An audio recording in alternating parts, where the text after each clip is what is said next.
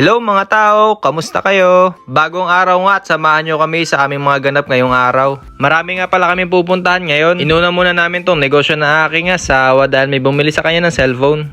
At syempre kahit vlogger na ako ay supportive pa rin ako sa aking asawa at ako pa rin ang videographer niya. Pagkatapos nga namin makuha yung cellphone ay dumiretso kami dito sa pasalubong center. Bibilan ko nga pala yung pinsan ko dito ng pasalubong dahil nag-crave daw siya sa banana chips at sa suman sa liya. Binilang ko na nga rin pala yung aking asawa dahil nag-crave na rin daw siya. Pagkatapos naman ay bumili kami ng bulaklak para sa inay. Ngayon nga lang kami makakapunta ng puntod ng inay dahil hindi kami nakasabay nung undas. Gawa nga ng masama ang panahon dito sa amin. Dumiretso naman kami dito sa may palengke. Mamimili nga pala kami ng parekado sa lulutuin ko mamayang kare-kare. Ngayon ko nga lang ulit nakasama ang aking asawa sa pamimili. Dahil hindi naman talaga ito sanay na mamalengke at ito nga may kapetal siya. Hay, sana all na lang talaga. Kailan kaya magkakaroon ng katao?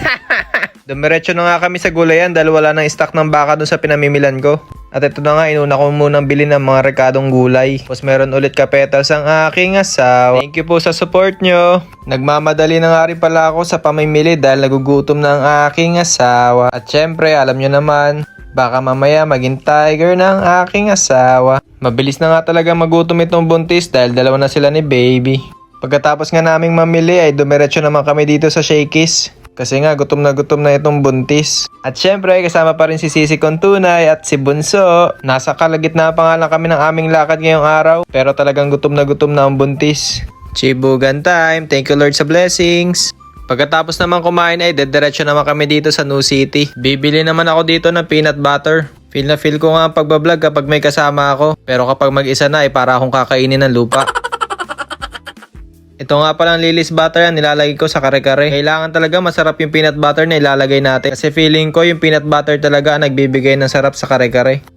Akala ko talaga peanut butter lang bibili namin. Pero dahil kabuntis ang kasama ko, nakakita siya ng cravings niya.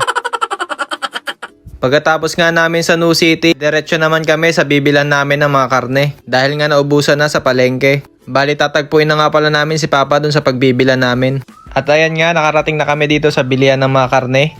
Bali si Papa nga ay kasama na naming mamili. Dito si Papa namimili dahil nga malapit ito sa kanyang opisina. Medyo may kalayuan nga pala ito sa bayan. At ito na nga, dala ko na ang karning baka. Habang pabalik na nga kami sa kotse, ay may kapetas na nagpa-picture sa aking asawa.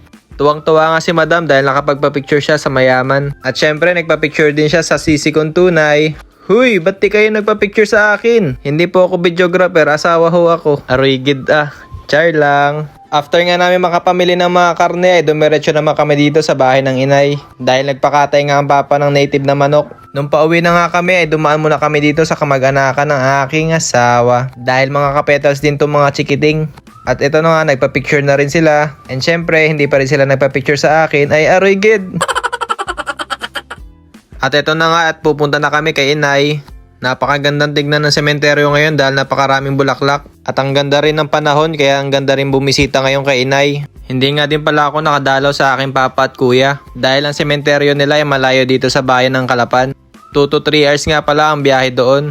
Kaya yung mga kapatid ko na lang nakabisita. At eto na nga, nandito na kami sa puntod ng inay. Pagkatapos nga namin dumalaw sa inay ay bumili naman kami ng mga prutas. Kasi nagustuhan na talaga ng aking asawa yung pakwan na dilawang laman. Pagka-uwi nga namin ay nagpatulong na ako kay Ate Mel ibaba ang mga pinamili namin. Halos ginabi na nga rin kami matapos namin gawin ang lahat ng lakad namin sa labas. Kaya saktong-sakto lang din sa dinner ang lulutuin kong kare-kare. Ngayon nga ay huhugasan ko na itong mga karne at lilinisan ko yung mga balat. Sa paglilinis nga ng balat ay pwede kayong gumamit ng brush. Gumamit na nga rin pala ako ng Surf Powder at Sunrox. Ay arugid halasunin pa ang makain eh. Pagkatapos ko ang linisan ay hiniwa-hiwa ko na to sa maliliit. Pagkatapos ko ang hiwain ay hinugasan ko ulit. At ito na nga, nire-ready ko na ang pressure cooker dahil isasalang na natin at papakulan na natin ito. Habang nakasalang nga ang pressure cooker ay nire-ready naman ni Ate Miles sa mga gulay. Nagpatulong na rin talaga ako kay Ate Miles dahil medyo late na nga rin ang aming dinner. Tsaka para mabilis na rin yung preparation. Si Ate Miles na nga rin pala nagluto nitong alamang. The best din talaga ang luto ni Ate Miles sa alamang. Napakasarap at talagang ginamitan ng superpower. At nang malambot na nga ang mga laman at balat ay hiniwalay ko na ito. At ngayon naman ay sisimulan ko na lutuin ang sabaw ng kare-kare. At napakanta pa nga ang tao at feel na feel niya pa. Arigid Ari nga si Buntis ay nakotib pa ng mani. Nagisa na nga pala ako ng bawang at sibuyas. Gagamitin ko nga pala sa sabaw itong pinaglagaan ng mga baka. Nilagyan ko na rin ng Himalayan salt at ng aswete. At pagkatapos nga ay nilagay ko na tong Lily's peanut butter. Nilagay ko na rin nga pala itong mga dinurog na mani. Sobra talaga matrabaho ang pagluluto ng kare-kare. Kaya kung talagang gusto mong makatikim na masarap na pagkain ay kailangan mo munang paghirapan.